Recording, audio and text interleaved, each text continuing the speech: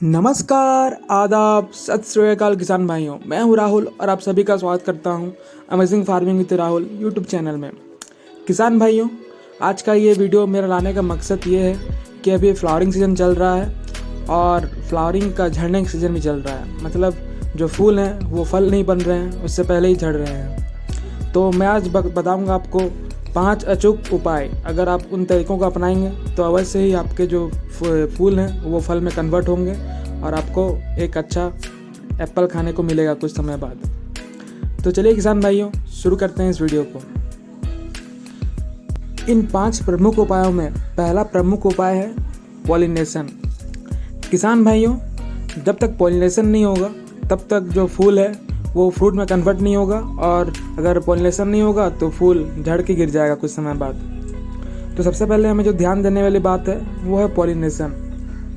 तो आइए आपको सबसे पहले समझाते हैं कि पॉलिनेशन फूलों में होता कैसे है, और अगर इस प्रकार से आपका पौधों में जो फूल है उसमें पॉलिनेशन होता है तो आपके फ्रूट कुछ दिन बाद अवश्य देखने को मिल जाएंगे। सबसे प्रमुख बात होता है पॉलिनेशन में पॉलिनेटर। पॉलिनेटर वे होते हैं जो पॉलिनेशन का काम करते हैं, जैसे मधुमक्खियाँ, कीट पतंगे, हवा, पानी।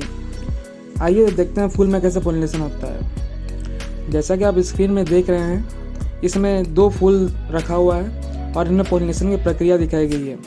तो इसमें जो आपको ध्यान देने वाली बात है वो ये है कि फूल में होती हैं पंखुड़ियाँ, जिसे पेटल्स कहा जाता है अंग्रेजी में, और साथ ही उसमें होता है पॉलन ग्रेन्स, और एक होता है आपका स्टिग्मा, और एक होता है ओवरी। तो इन 4 चीज़ों से मिलकर बनता है पॉलिनेशन का काम होता है। देखिए, सबसे पहले जो होता है आपका जो फूल देखे होंगे आप, जो रंग बिरंगियाँ दिखती हैं वो हो गई पंखुड़ियाँ, जिसे पेटल्स कहा जाता है, और उसके बीचों बीच होता है पॉलन ग्रेन्स, और पॉलन होता है और स्टिग्मा होता है। जैसा कि आपको एरो से दिखाया गया है कि कौन सा पॉलन ग्रेन्स है और कहाँ पे पॉलन जा रहा है और कहाँ पे स्टिग्मा है। तो पॉलन ग्रेन्स का स्टिग्मा तक पहुँचना पॉलिनेशन कहलाता है।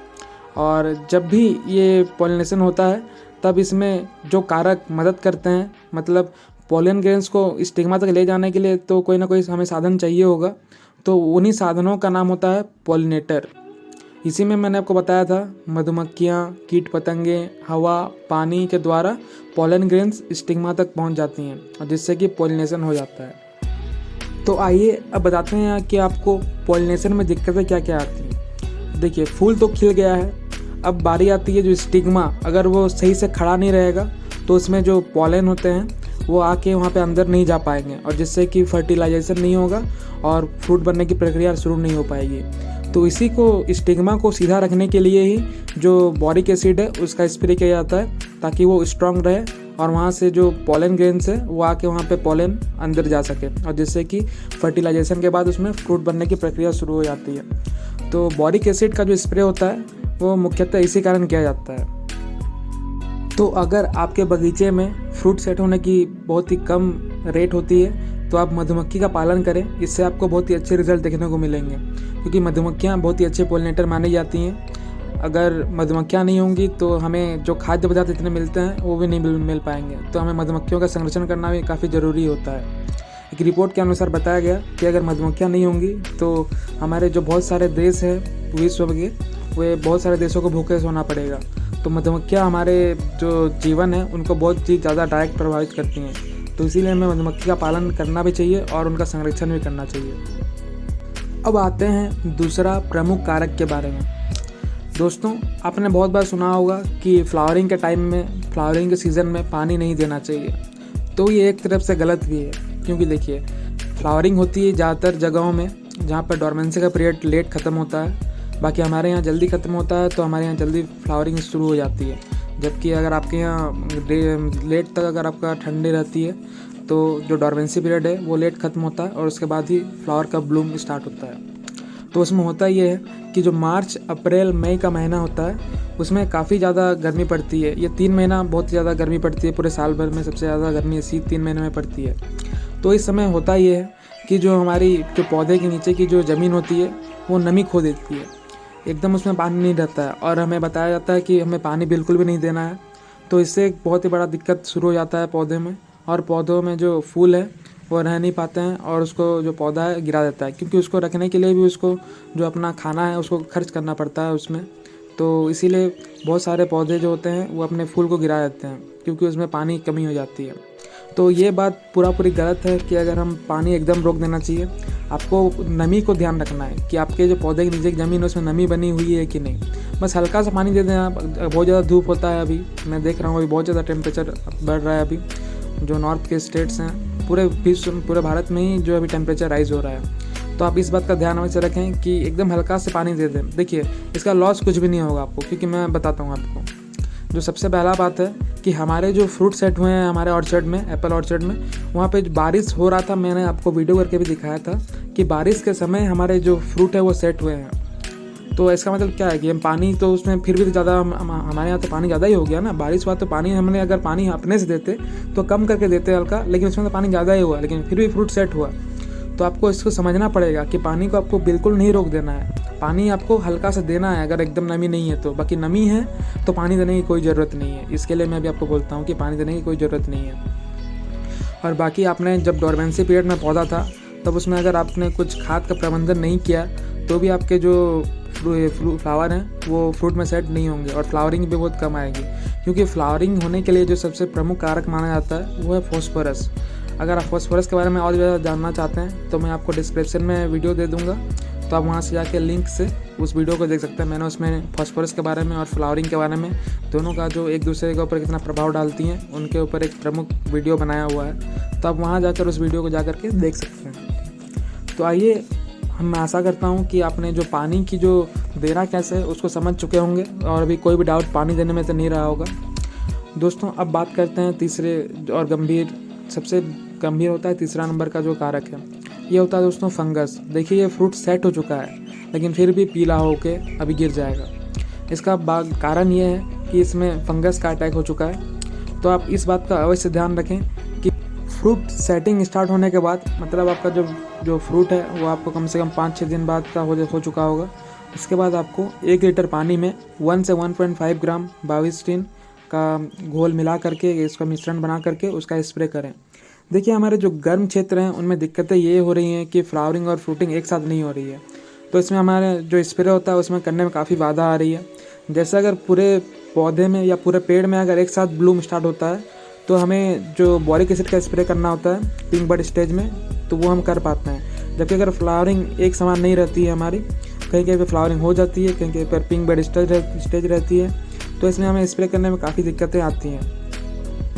तो आप इस बात का ध्यान रखें कि जब भी आप फंगिसाइड का स्प्रे करें तो ऐसे फूल जो कि खिल रहे हैं उस पर ना जाए, जो फ्रूट है उसी पर जाए, उसका आप अवश्य ध्यान रखें। क्योंकि अगर उन फूलों पर भी फंगिसाइड का स्प्रे हो जाएगा तो वहाँ पर जो मधुमक्खियाँ हैं वो आकर बैठेंगी नहीं और जिससे आपका पॉलिनेशन नहीं होगा और फूल से फल नहीं बन पाएगा। तो आप इस बात का एकदम बिल्कुल ध्यान रखें। चौथे और पांचवें कारण के पास जाने से पहले मेरा आप सभी किसान भाइयों और हमारे जो दोस्त हमारे इस वीडियो पर आके वीडियो देखते हैं उन सभी से निवेदन है कि आप हमारे चैनल पर अगर नए हैं तो चैनल को सब्सक्राइब करें और वीडियो अच्छा लगे तो वीडियो का लाइक अवश्य करें और नहीं अच्छा लगता तो वीडियो को डिसलाइक करें। देखिए किसान भाइयों, मैं आपको इसको करने का अनुरोध इसलिए करता हूँ कि इससे हमें पता चल पाएगा कि हमारे जो वीडियो हैं वो सही में आपके कुछ काम आप आ भी पा रहे हैं या नहीं। अगर नहीं आ पा रहे हैं तो हम वीडियो बनाना बंद करना होगा, क्योंकि अगर उसका अगर लाभ आपको नहीं मिल पाएगा तो हमारा जो वीडियो बनाना है वो व्यर्थ है। और आपका भी समय की जो है वो क्षति होगी। तो आप इस बात का ध्यान अवश्य रखें कि हमें बताएं कि वीडियो अगर सही में अच्छी बन रही है तो कमेंट करके बताएं और या फिर लाइक करें, ठीक है। या फिर अगर वीडियो सही में नहीं अच्छी लगती है तो वीडियो को डिसलाइक करें। तो इससे हम भी क्लियर हो जाएंगे कि नहीं, हम आपको समझाने में असमर्थ रहे हैं और हमें वीडियो नहीं बनाना चाहिए इसके बारे में। तो चलिए किसान भाइयों आगे बढ़ते हैं। हमारा जो चौथा और ये भी बहुत प्रमुख है दोस्तों, जो चौथा नंबर का कारण है वो ये है कि हमारा जो पौधा है वो कितना स्वस्थ है वो डिपेंड करेगा कि फ्लावरिंग और फ्रूटिंग पर। देखिए फ्लावर अगर पौधा आपका कमज़ोर भी है तो भी उसमें फ्लावरिंग आ सकती है। जैसे कि आप देख पा रहे हैं इसमें कलियाँ आ चुकी हैं और ये फ्लावरिंग भी करेगा, लेकिन क्या इसके जो फूल होंगे वो इतने स्वस्थ हो पाएंगे? इसका जो स्टिग्मा होगा, जो कि मैंने आपको पहले दिखाया है वीडियो में कि स्टिग्मा किसे कहा जाता है, इसका जो स्टिग्मा होगा क्या वो इतना स्ट्रॉन्ग हो पाएगा कि पॉलिनेशन इसमें जो पॉलन ग्रेन्स हैं वहाँ आके फर्टिलिफिकेशन में सहायता कर पाएंगी? तो देखिए इसमें सबसे पहला बात है कि इसमें जो फ्रूट सेट होने का चांस बहुत ही कम हो जाता है, क्योंकि इसके जो आप देख पा रहे हैं पौधा बहुत ही ज़्यादा कमज़ोर है। लेकिन इसमें फूल तो आ गए हैं, लेकिन वो फूल बड़ा भी नहीं खिल पाएगा। और इसमें जो है पॉलिनेशन की समस्या तो आने वाली ही है, उसमें कोई दो राय नहीं है। ऊपर से मैं बताता हूँ कि अगर इसमें पॉलिनेशन किसी प्रकार से हवा पानी द्वारा हो भी जाता है तो भी इसमें जो फ्रूट बनेगा वो स्वस्थ होगा नहीं। पहला बात तो वो रखेगा ही नहीं पौधा, क्योंकि उसको रखने की क्षमता नहीं है पौधे में। तो आप इस बात का ध्यान रखें कि आपका पौधा कितना बड़ा है, उसकी जो टहनियाँ हैं वो कैसी हैं। ये आपका पौधा पर बहुत ज़्यादा डिपेंडेंसी रहता है कि उसमें फ्रूट सेट होगा, और फ्रेश फ्रूट सेट होगा भी तो रहेगा या नहीं, या उसको पौधा पीला अपने आप करके गिरा देगा उसको। तो ये चौथा कारण था कि आपका पौधा स्वस्थ होना चाहिए।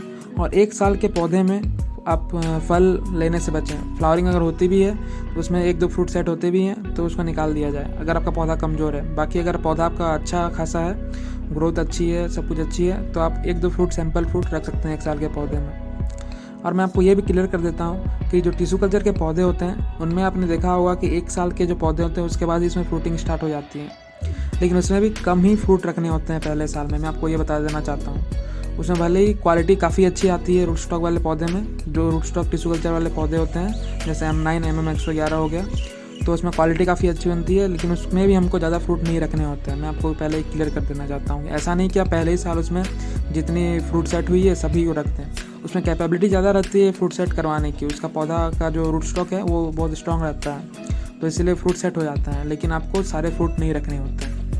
तो आशा करते हैं कि आप चौथा और ये महत्वपूर्ण कारण समझ में आ चुका होगा कि ऐसा क्यों होता है और इसको रोकना कैसे है हमें। दोस्तों, ये जो आप फ़ोटोज़ देख रहे हैं ये हमारे किसान भाई की है।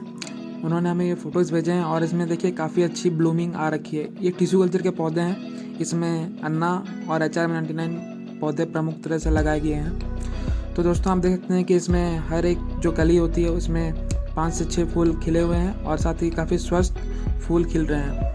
ठीक है किसान भाइयों, इसी के साथ इस वीडियो का हम अंत करते हैं। और आप सभी की जो फ्लावरिंग फ्रूटिंग स्टेज चल रही है अभी फ्रूट सेट होने के कगार पर आ चुके होंगे, तो आप इस बातों का ध्यान अवश्य रखें। तो इससे आपके जो फ्रूट है वो स्वस्थ बनेंगे और फ्लावर से फ्रूटिंग अच्छी हो पाएगी। तो मिलते हैं किसान भाइयों अगले वीडियो पर और भी अन्य अच्छे टॉपिक के साथ, ताकि इससे आपको लाभ मिल सके। जय जवान, जय किसान, जय हिंद।